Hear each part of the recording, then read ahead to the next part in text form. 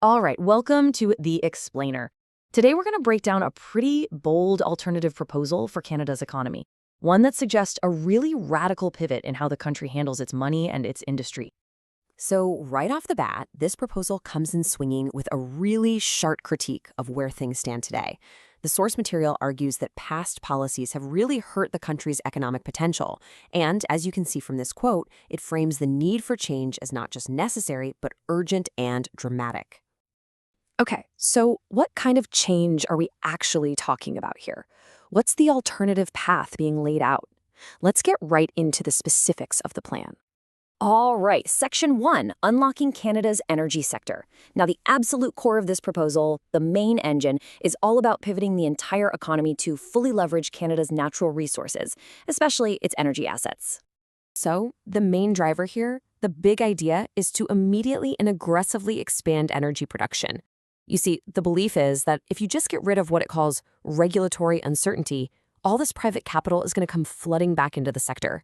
And that, in turn, would drive a boom in exports, royalties, and of course, tax revenues. Okay, and this slide really spells out the details. It shows two major policy reversals at the very heart of the plan. On one hand, instead of maybe scrapping the oil and gas emissions cap, this plan says, nope, delete it, formally and permanently. And then, where the current focus is on decarbonization, this thing proposes a full-on national strategic drilling program to get new projects going and fast. And it doesn't stop there. The plan also takes a whole new look at carbon policy. It suggests getting rid of the broad carbon tax and replacing it with something called resource-focused capital incentives. Basically, the idea is to give targeted tax breaks to companies so they invest in cleaner tech, like carbon capture. But, and this is key, while they are also boosting production.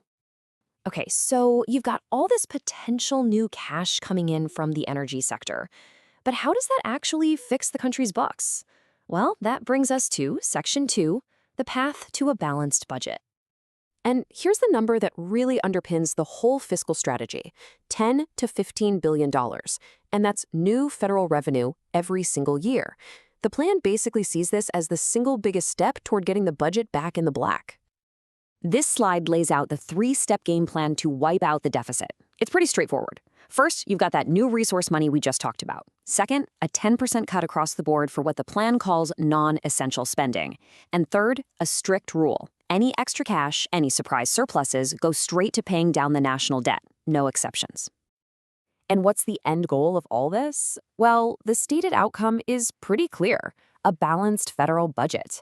The idea is that by combining new revenue with some serious spending cuts, the books could be balanced by the 2026-2027 fiscal year. That's the target. Okay, balancing the budget sounds great on paper, but what does it actually mean for you, for regular people? Well, that brings us to Section 3, which is all about the direct benefits for Canadians. So here's the pitch for making life more affordable. There are three big moves here. First, a temporary break on the federal fuel tax for gasoline and diesel. Second, a new tax credit they're calling the Canada Growth Dividend, aimed at low and middle income folks. And third, a really interesting shift in housing money.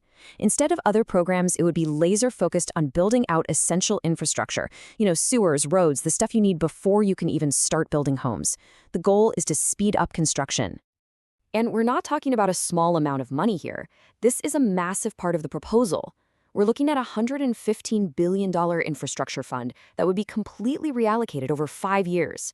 It's about shifting that money away from what it's doing now and pointing it at a whole new set of priorities. And this chart here gives you a really good visual of where that money would go. The reallocated funds would be aimed at projects that the proposal says will have the biggest impact on the country's productivity. So we're talking about things like upgrading ports and railways to help with exports, building better trade corridors between provinces, getting that critical minerals infrastructure up and running, and of course, speeding up high-speed internet for rural areas. So when you boil it all down, what we've looked at today presents a really fundamental choice for the country. It really frames it as a fork in the road. Do you unlock the nation's massive resource wealth to turbocharge growth, balance the budget, and pay for tax relief? Or do you stick to a path of managed decarbonization? The proposal leaves us with a pretty big question, doesn't it? What does Canada's future really look like?